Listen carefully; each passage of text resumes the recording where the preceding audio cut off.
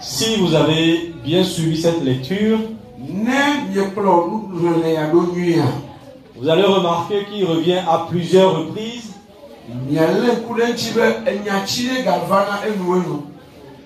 Il y a cette expression qui revient à chaque fois. Dans leur détresse,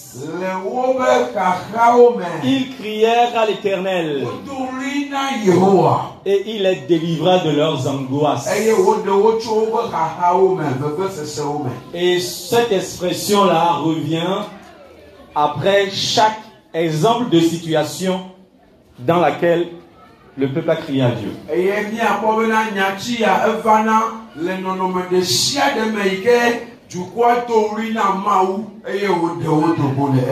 Nous sommes en train de parler du nom que nous avons reçu. Et donc c'est que ce nom nous a été donné pour qu'on l'invoque. Et il y a des situations dans lesquelles on invoque ce nom. Et je vous invite donc à suivre attentivement toutes ces situations qu'on va décrire, dont on va parler.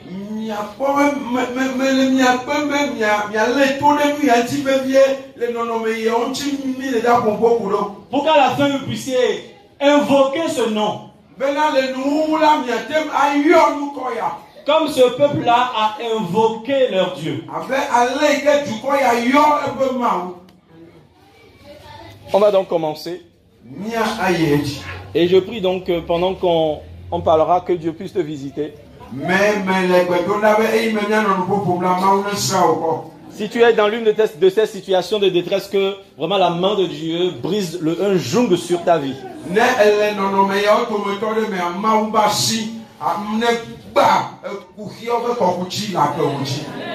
Afin que la parole te rende libre au nom de Jésus.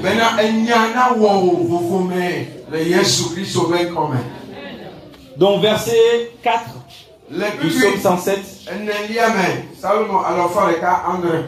La Bible dit qu'ils erraient dans le désert, ils marchaient dans la solitude.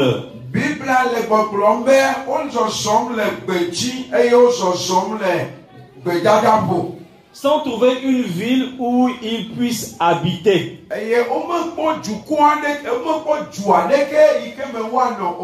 Ils souffraient de faim et de soif. Leur âme était languissante.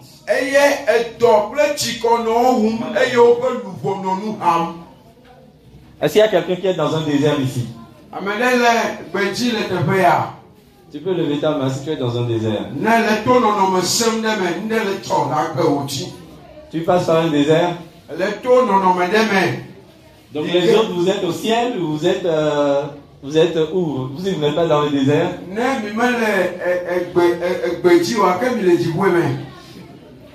C'est possible que vous ne soyez pas dans un désert parce que effectivement dans la marche avec Dieu, c'est une succession de déserts mais aussi d'accomplissement de promesses.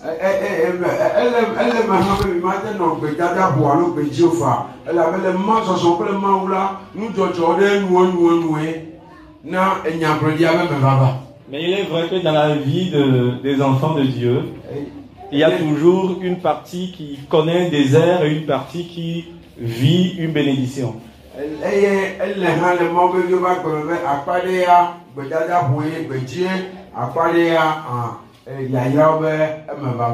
Ainsi l'apôtre Paul dit la vie agit en nous, la mort aussi agit en nous.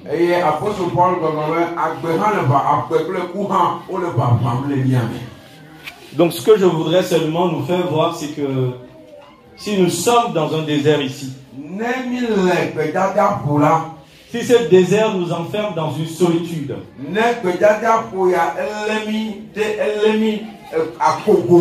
rejetés par nos proches, rejetés par nos familles, rejetés peut-être par nos propres enfants,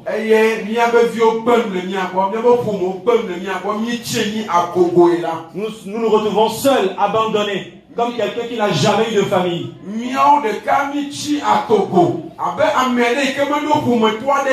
Et que cela dure dans nos vies. On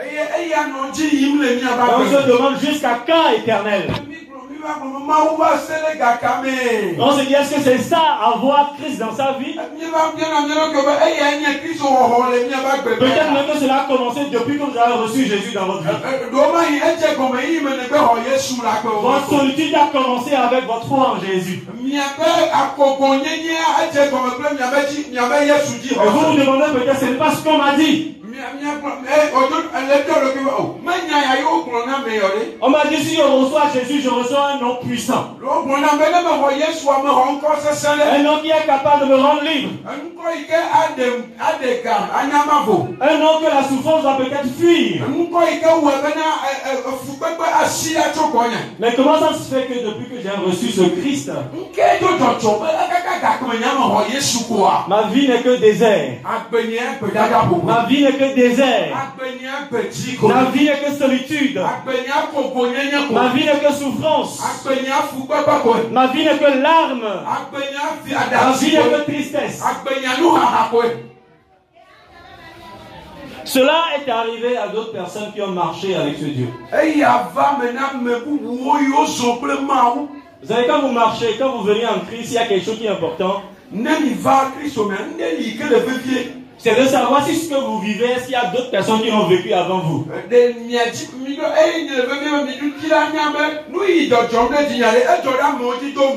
Parce que la foi vient de ce qu'on entend.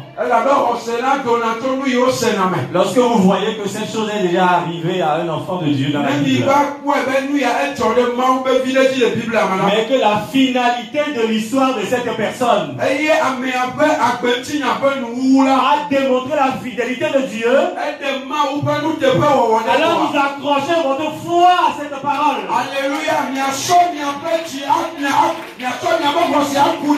Vous accrochez votre foi à cet exemple-là. Alors vous pourriez dire à votre cœur, écoute mon cœur. Je vois Rebecca stérile pendant 20 ans. Écoute mon cœur. Je vois Abraham avoir des enfants dans un âge avancé. Écoute mon cœur. Je vois Rebecca avoir une grossesse difficile. Écoute mon cœur. Je vois Jephthé rejeter mais revenir roi dans son peuple.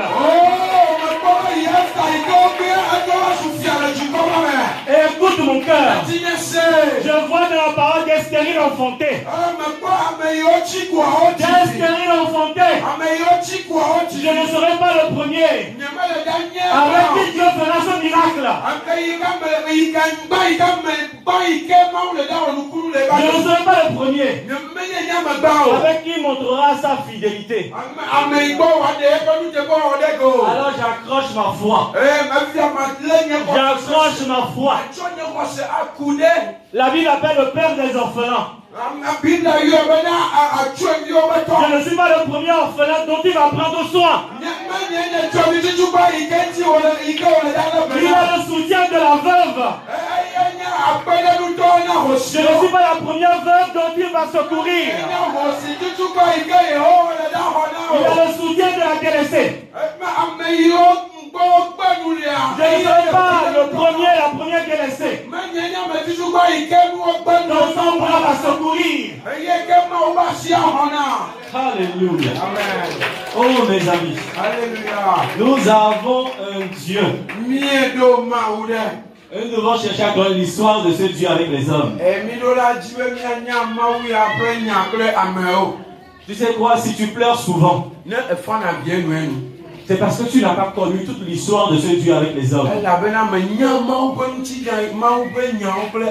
Parce que ce que tu vis, d'autres l'ont vécu avant toi. Et Dieu s'est manifesté. Alléluia. Amen.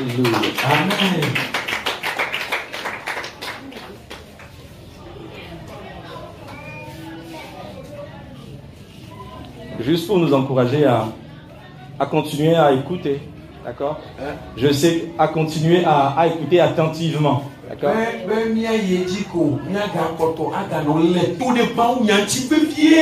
Vous restez là où vous êtes, vous pouvez vous lever si vous voulez, mais c'est pas la peine, ne venez pas déposer De l'argent dans les paniers, d'accord? C'est pour que tout le monde reçoive. Il ne faudrait pas que ceux qui n'ont pas d'argent pour déposer, c'est-à-dire qu'ils n'ont pas reçu ou qui ne veulent pas recevoir. Donc en fait, Dieu nous aime. Dieu nous aime. Dieu nous aime. Alléluia. Que nous ayons un seul centime ou que nous n'ayons rien, Dieu nous aime. Alléluia. C'est lui qui nous rend riches. Alléluia. C'est lui qui nous rend riches. C'est lui qui nous rend riches. Il nous a rendu libres gratuitement. Gratuitement. La foi, c'est dans le cœur. La foi, c'est la confiance. Je peux donner quelque chose ici. Mais ce que je veux, c'est que mon cœur reçoive cette parole avec foi. Mon cœur. Il faut que j'ouvre mon cœur. Et je bénis effectivement ceux qui sont venus poser quelque chose ici, mais je veux que vous continuez à rester, vous aider à recevoir ces paroles dans vos cœurs. Mais il y a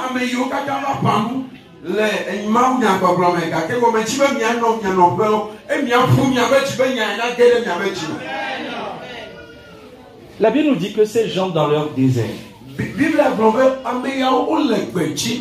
dans leur souffrance, pendant qu'ils avaient faim et soif, alléluia. Alléluia.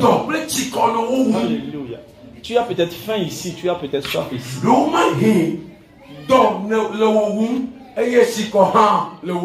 Et parfois tu n'as pas envie d'aller même le dire à ton pasteur que tu es dans des besoins.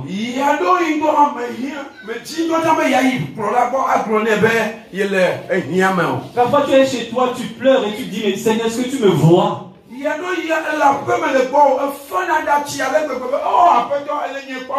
tu te dis, jusqu'à quand? Et dois-je toujours quémander ma nourriture? Je dis, je suis en Christ et je dois tendre la main pour manger. Tu vis ces humiliations. C'est ton désert. C'est ton désert. Moi-même qui vous parle, j'ai tendu la main pour avoir mangé. Il m'est arrivé de manger de l'argent dans la rue à quelqu'un.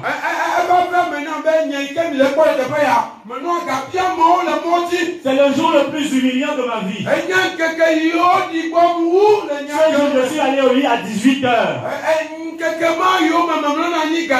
J'étais tellement brisé. Je me dis, mais je crois en Jésus. Et je dois demander de l'argent dans la rue. Quelle humiliation. Mais c'était mon désert. C'était juste un temps. C'était juste un temps. Je veux te dire, c'est juste un temps. C'est juste un temps. C'est juste un temps. Mais la fin de ce temps-là dépend de ton attitude dans ce temps. Et quelle est cette attitude-là? C'est ce qu'il dit ici. Dans leur détresse, dans leur mendicité, dans leur humiliation, dans leur solitude, dans leur faim et leur soif, leur faim et leur soif, ils crièrent à l'Éternel et il les délivra de leur angoisse. Ils crièrent à l'Éternel. Ils crièrent à l'Éternel. Ils crièrent à l'Éternel. Et l'Éternel les délivra de leurs angoisses. De leurs angoisses. Quelle est ton angoisse? Qu'est-ce qui t'empêche de dormir le soir? Qu'est-ce qui t'empêche de dormir le soir? Qu'est-ce qui te fait pleurer la nuit? Quelle est ton angoisse? Regarde, il y a une délivrance pour ton angoisse. Il y a une délivrance pour ton angoisse. Peut-être même que c'est aujourd'hui ta délivrance pour ton angoisse. Je te dis, c'est peut-être aujourd'hui la délivrance de ton angoisse. Aujourd'hui la délivrance de ton angoisse. Si tu reçois dans ton cœur, et ceux qui crient à l'Éternel, ceux qui crient à ce nom qui a toute autorité, ce nom qui a au-dessus de tout nom, qui a angoisse, qui est au-dessus de tes souffrances, alors il te délivrera. Alors il te délivrera. Alors il te délivrera. Alors il te rendra libre. Sokeli masala. Alléluia. Kobi sekila. Alléluia. Oh mes amis. Oh mes amis. Crie à lui. Crie à lui. Dans tes angoisses, il te délivrera.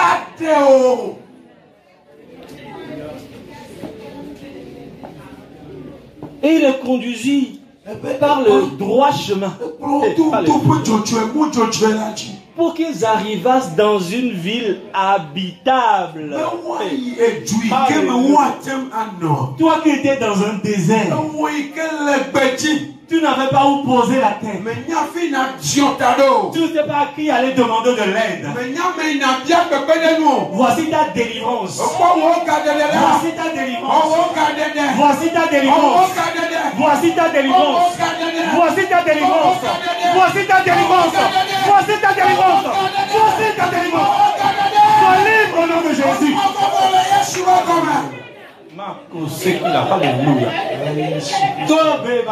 Alléluia.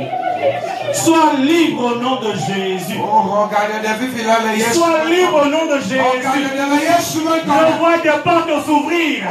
Je vois des portes de battance qui s'ouvrent. Des portes de battance qui s'ouvrent.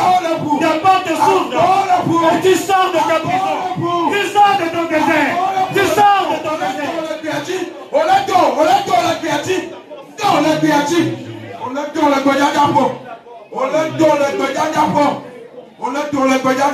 Il ouvre tes portes et il te conduit sur le droit chemin. Le droit chemin. Le droit chemin. Le droit chemin. Le droit chemin. Le droit chemin. Alléluia. Sur le droit chemin. Même les plus insensés ne se perdront pas en Jésus.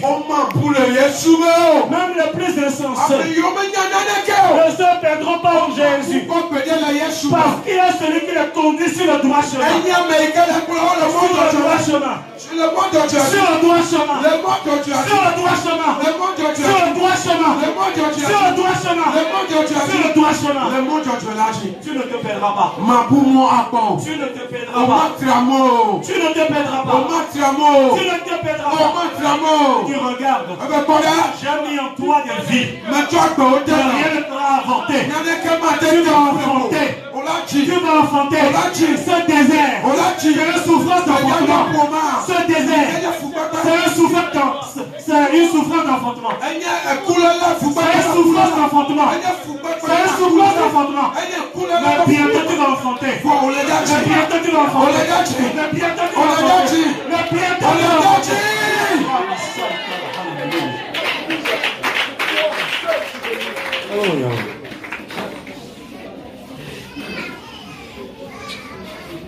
Oh Jésus. Alléluia. Alléluia. Oh, tu vois beaucoup de personnes dans les déserts ici. Je vois une foule de personnes qui s'agglutinent. Ils sont comme un troupeau qui est dans un désert. Ils sont comme un troupeau qui est dans un désert. Mais Dieu veut lui ouvrir la porte. Dieu veut ouvrir des portes pour qu'ils sortent. C'est comme une porte qu'on ouvre dans un enclos. Et les animaux sortent. Les animaux sortent. Les animaux sortent. Vers de verts pâturages. Vers de verts pâturages. Vers de verts pâturages. Vers de verts pâturages. Alléluia. Amen.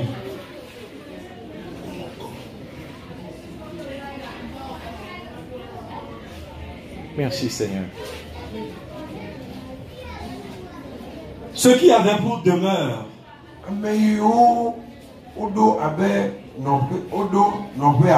les ténèbres et l'ombre de la mort. Vivant captifs dans la misère et dans la chaîne.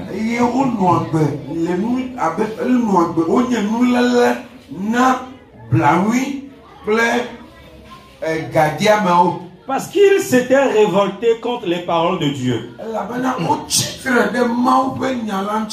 Parce qu'ils avaient méprisé le conseil du Très-Haut. Et ils humilia leur cœur par la souffrance. Ils succombèrent et personne ne les secourut.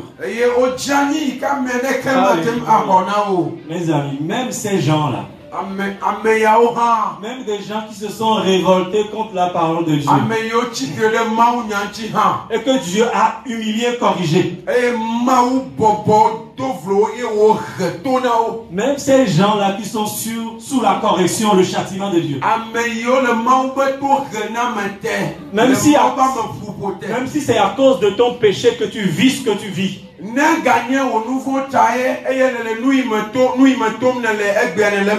si c'est à cause du péché que la mort t'environne, si c'est à cause du péché que les chaînes te tiennent captive, il dit dans leur détresse, ils crièrent à l'Éternel et il les délivra de leurs angoisses. Wow! Alléluia. Ça c'est la bonté de Dieu. Tu ne mérites pas cela. Tu ne le mérites pas. Parce que tu t'es rebellé contre lui. Mais malgré sa rébellion, parce que tu es revenu à lui pour pouvoir crier à lui, alors il te délivre de tes angoisses, il te délivre de tes châtiments, il te délivre des conséquences de ta rébellion. Tu as peut-être avorté alors que tu savais que ce n'était pas bon. Tu as menti alors que tu savais que ce n'était pas bien. Tu as volé sachant que ce n'était pas bien. Et tu vois les conséquences de ta rébellion dans ta vie. Tu vois le lien de la mort te persécuter. Tu vois ces souffrances te persécuter. Conséquence de ton péché. Mais si dans ta détresse, tu cries à ce Dieu de bonté, il descendra te délivrer de tes angoisses. Quelle bonté!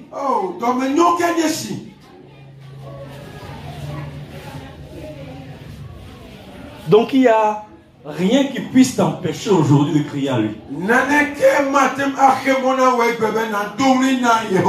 Parce que s'il peut te délivrer de ses propres mains, c'est une chose que Dieu te délivre de la main de tes ennemis. Mais quand tu es tombé toi-même dans la main de Dieu, la Bible dit qu'il pourra te délivrer de la main de Dieu. Est-ce qu'il y a un homme qui peut te délivrer de la main de Dieu? Est-ce que vous connaissez un féticheur qui s'est délivré de la main de Dieu? Vous connaissez un esprit de serpent comme le Tog Bézipé ou tout ça là qui peut délivrer de la main de Dieu? Personne ne peut te délivrer de la main de Dieu. Il n'y a que lui-même. Il n'y a que lui-même. Il n'y a que lui-même qui est capable de te délivrer de toutes tes angoisses. Et il les délivra de leurs angoisses, il est sorti des ténèbres et de l'ombre de la mort.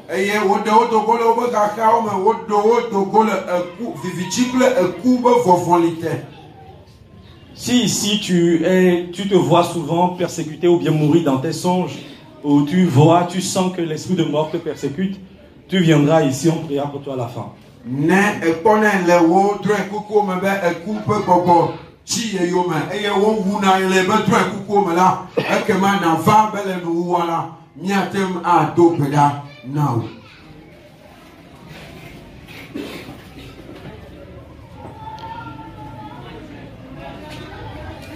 On va lire un dernier quart, verset 18.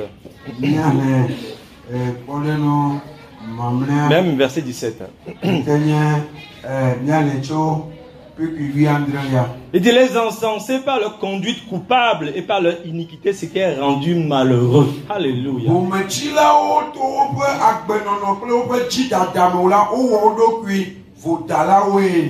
C'est là encore une source de nos malheurs. Bometila, l'insensé. Vous savez que ça peut être la source de beaucoup de nos malheurs.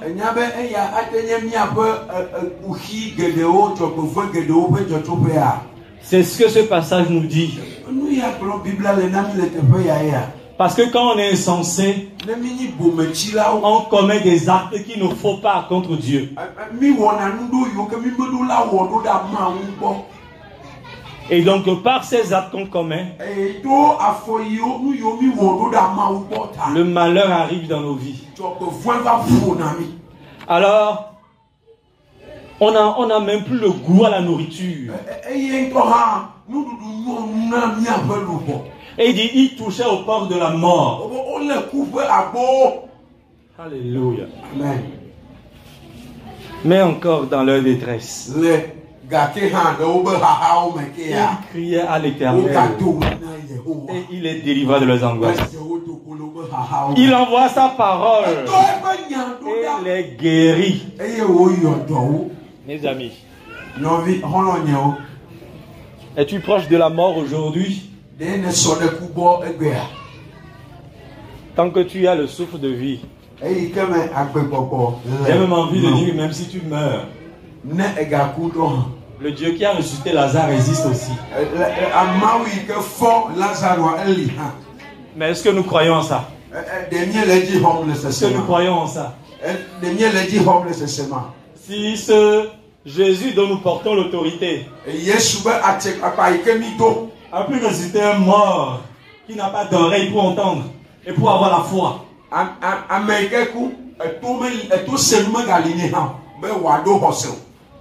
nous qui sommes tous ici vivants, parce que personne n'est encore mort ici, et on n'entendra pas la voix du Fils de Dieu, la voix qui ressuscite, la voix qui donne la vie aux morts, la voix qui donne la vie aux morts, la voix qui donne la vie aux morts, la voix qui donne la vie aux morts ne peut pas nous rendre la vie.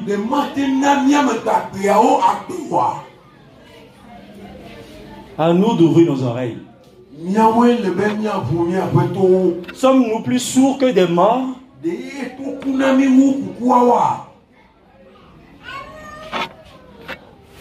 Que nous puissions invoquer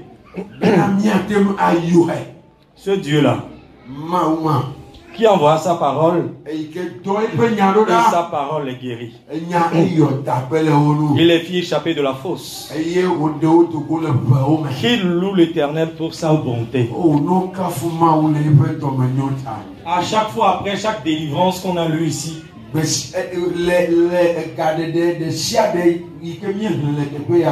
il a été dit qu'après être délivré, il loue la bonté de l'Éternel.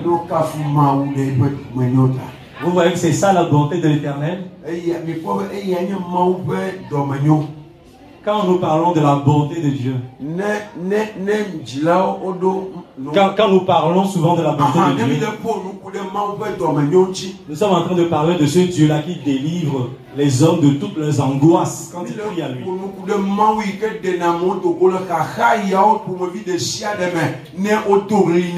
Est-ce que tu comprends maintenant ce que tu as à faire pour être délivré de tes angoisses?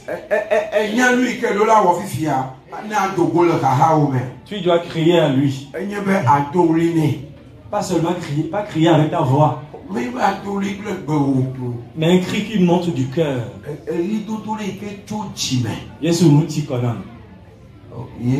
Seigneur, Jésus, je suis fatigué. Je suis fatigué. Je t'en supplie. Seigneur, j'ai besoin de ton secours. Mais rien vous peut nous. Je reviens à toi de tout mon cœur. Oui, je te demande pardon. Pour mon cœur mauvais. Pour mon cœur incrédule. Mais je veux m'appuyer sur toi. Crier à Dieu.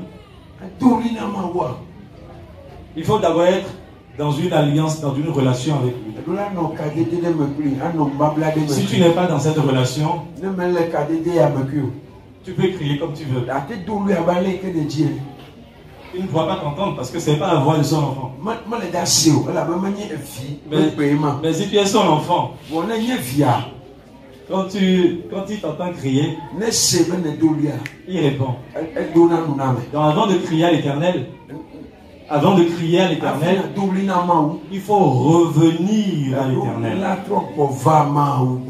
Avant de crier à la délivrance des angoisses, il faut revenir comme un enfant devant lui.